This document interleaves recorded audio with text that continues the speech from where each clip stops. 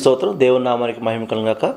ఈరోజు ఉదయకాల సమయంలో దేవుని వాక్యం ప్రియుల కీర్తన గ్రంథం 54వ అధ్యాయం 4వ వచనాన్ని ధ్యానం చేసుకుందాం. కీర్తనలో 54:4 ఇదిగో దేవుడే నాకు సహాయకుడు, ప్రభువే నా ప్రాణమును ఆదరించువాడు. ఏమండి, behold God is my helper, the lord is with them that uphold my soul అని చెప్పేసి వాక్యం సెలవిస్తుంది. దేవుడే నాకు సహాయకుడు, ప్రభువే నా ప్రాణమును ఆదరించువాడు. నిజమే కదా. మరి దేవుడిని నమ్ముకున్నటువంటి వారి జీవితాల్లో దేవుడే సహాయకుడు. ఎవరు నమ్మదగిన సహాయకుడు ఆయనే కదా. ఆపత్కాలంలో సహాయం చేయడు ఆయనే కదా. ఇంకెవరు సహాయం చేస్తారు? ఎవరు సహాయం చేయరు. ప్రభువే నా ప్రాణమును ఆదరించేవాడు. నిజమే, మన ప్రాణాన్ని ఆదరించేవాడు, మన దుఃఖం కలగకుండా ఆదరించేవాడు, ఇరుకులో మనం ఆదరించేవాడు. సమస్యలిపోయినప్పుడు, మానసికంగా బాధపడుతున్నప్పుడు కొన్ని మాటలు మనల్ని తెప్పరిల్లు చేస్తాయి. మానసికంగా బాధపడుతున్నప్పుడు, మానసికంగా అలసిపోయినప్పుడు, మానసిక ఒత్తిడిలో ఉన్నప్పుడు కొన్ని మాటలు మనల్ని ఆదరిస్తాయి. ఆ మాటలే దేవుని యొక్క మాటలు అని చెప్పేసి ప్రభువు పెట్ట మీకు మనం చేస్తున్నాం. స్తోత్రం కలుగునాక. ఒక వాక్యం చూసినట్లయితే యెషయా గ్రంథము 50వ అధ్యాయము 7 నుంచి 9 వచనం గమనించుకున్నట్లయితే, యెషయా గ్రంథము 50వ అధ్యాయము 7 నుండి 9 వచనం గమనించుకున్నట్లయితే వాక్యం సెలవిస్తుంది. ప్రభువు యెహోవా నాకు సహాయం చేయవాడు కనుక నేను సిగ్గుపడలేదు. నేను సిగ్గుపడినని ఎరిగి నా ముఖము చెకుముకు రాతి వల్లే చేసుకుంటుని. స్తోత్రం కలుగునుగాక.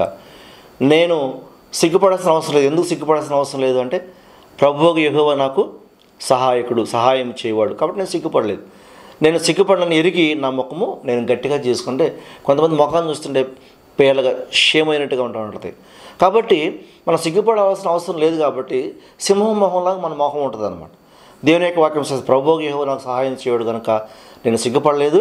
నేను సిగ్గుపడనని ఎరిగి నా ముఖము చెకుముకు రాతలు చేసుకుంటుని. అలాగే నన్ను నీతిమంతునిగా ఎంచువాడు ఆసనుడై ఉన్నాడు. నాతో వ్యాజ్యమాడేవాడు, మనము కూడుకొని వ్యాజ్యమాడదాము. నా ప్రతివాది ఎవడు అని నా యొద్దకు రానిమ్ము. నా దేవుడు నాతో ఉన్నాడు కాబట్టి, దేవుడు నన్ను నీతిమంతునిగా ఎంచి ఆయన నీ నీతిమంతునిగా ఎంచినాడు కాబట్టి ఇంకా నాతో వ్యాజ్యమాడే ఎవడు? నిజంగా దేవుడు మన పక్షం ఉంటే మనతో వ్యాజ్యమాడేది ఎవరండి? దేవుడు మన పక్షంగా ఉంటే మనతో గొడవలు పెట్టుకునేది ఎవరు? మనతో తగులు పెట్టుకునేది ఎవరు అని చెప్పేసి అని ప్రవక్త రాస్తూ ఉన్నాడు. అలాగే దేవుని వాక్యం మరొక వాక్యం చూసినట్లయితే, ప్రభువు యెహోవా నాకు సహాయము చేయును, నా మీద నేర స్థాపన చేయవాడు ఎవడో వారందరూ వస్త్రములే పాతికిలిపోదురు, చెమట వారిని తినివేయును. దేవుడు నాకు సహాయం చేయను కనుక నా మీద నేరస్థాపన. నిజంగా దేవుడు మనకు సహాయం చేస్తే మన మీద నేరస్థాపన చేసేది ఎవరో, మనతో వ్యాజ్యమాడేది ఎవరో, మనం సిగ్గుపడేటట్టుగా మన ముఖాన్ని ఎవరి దగ్గర దించుకోగలుగుతాం? మనం అంత అవసరం మనకి లేదు. ఎందుకంటే ప్రభువే మన జీవితంలో సహాయం చేస్తాడని చెప్పేసి అని దేవుని యొక్క వాక్యం సెలవిస్తున్న. స్తోత్రం కలుగునక్క. మరొక మాటను గమనించుకున్నట్లయితే కీర్తనలో 118వ కీర్తన 13వ వచనంలో ఏమని రాయబడుతుందంటే, నేను పడినట్లు నీవు నన్ను గట్టిగా తోస్తివి, యెహోవా నాకు సహాయము చేసిన. స్తోత్రం కలుగునక్క. ఎవరి గురించి? శత్రువుల గురించి రాయబడుతుంది. శత్రువులు మనం తోసినప్పుడు గట్టిగా తోయటం పడాలని, మనం పడిపోవాలని. కొంతమంది మనం పడిపోవాలని చూస్తూ ఉంటారు. కొంతమంది మనం చితికిపోవాలి, నలిగిపోవాలి, బాధపడాలి, దుఃఖపడాలని చూస్తూ ఉంటారు. కానీ దేవుడు మనకి అటువంటి పనిని చేయనివ్వడు. దేవుని యొక్క వాక్యం, నేను పడినట్లు నేను నన్ను గట్టిగా తోస్తివి, యెహోవా నాకు సహాయం చేసి. కాబట్టి పిల్లరా, ఎవరు మనల్ని ఏ రీతిగా పడగొట్టడానికి ప్రయత్నం చేసినా దేవుడు మనకి సహాయం చేస్తారని చెప్పేసి దేవుని యొక్క వాక్యం రాయబడుతుంది. మరొక మాట చూసినట్లయితే దేవుని యొక్క వాక్యం రోమీయులకు రాసిన పత్రిక 8వ అధ్యాయం 31వ వచనం చూసినట్లయితే, రోమీయులకు రాసిన పత్రిక 8వ అధ్యాయం 31వ వచనం చూసినట్లయితే, ఇట్లుండగా ఏముందము, దేవుడు మన పక్షం ఉండగా మనకు విరోధి ఎవడో? దేవుడే మన పక్షాన ఉంటే మనకు విరోధి ఎవడండి? మనకు విరోధి ఎవడో లేడు. స్తోత్రం కలుగుగాక. దేవుడు, అందుకే దేవుడు అన్నాడు, ఇదిగో దేవుడే నాకు సహాయకుడు, ప్రభువే నా ప్రాణమును ఆదరించేవాడు. రోమపత్రికలో ఏం రాయబడిందంటే, రోమపత్రికలో 8వ అధ్యాయం 31వ వచనంలో, పిల్లరా, దేవుడు మన పక్షం ఉండగా మనకి విరోధి ఎవడు? ఇట్లుండగా ఏమందము, దేవుడు మన పక్షం ఉండగా మనకి విరోధి ఎవడని చెప్పేసి అది వాక్యం రాయబడింది. కాబట్టి దేవుడు మనకు తోడుగా ఉంటే సిగ్గుపడాల్సిన అవసరం లేదు. మన వ్యాజ్యమాడడానికి భయపడాల్సిన అవసరం లేదు. ముఖాన్ని చిన్నబుచ్చుకోవాల్సిన అవసరం లేదు. ఏమండి, అలాగే మనకు విరోధి కూడా ఎవరు ఉండరు. మన దేవుడు ఉండనివ్వడని చెప్పేసి దేవుని యొక్క వాక్యం సెలవిస్తుంది. అలాగే మరొక మాటని చూసుకున్నట్లయితే, మొదటి దినవృత్తాంతాల గ్రంథము 12వ అధ్యాయం 18వ చూసుకున్నట్లయితే, అప్పుడు 30 మందికి అధిపతి అయిన అమాషై ఆత్మవశే దావీదు, మేము నీ వారము, యెష్షయి కుమారుడా, మేము నీ పక్షాన ఉన్నాము, నీకు సమాధానం కలుగును గాక, నీ సహకారులకు సమాధానం కలుగును గాక, నీ దేవుడే నీకు సహాయం చేయని పలుకగా దావీదు వారిని చేసుకుని వారిని తన దండునకు అధిపతులుగా చేసిందని దేవుని యొక్క వాక్యం రాయబడుతుంది. కాబట్టి దేవుడు మనతో ఉంటే మనకు సమాధానం కలుగుతుంది. దేవుడు మనతో ఉంటే మనకి కృప కలుగుతుంది. మనతో ఉన్నవారికి కూడా మరి సమాధానం కలుగుతుంది. దేవుడే మనకు సహాయం చేస్తాడు. ఇది ప్రజలు గుర్తిస్తారు, మనం కాదు. ఇది ప్రజలు గుర్తిస్తారు.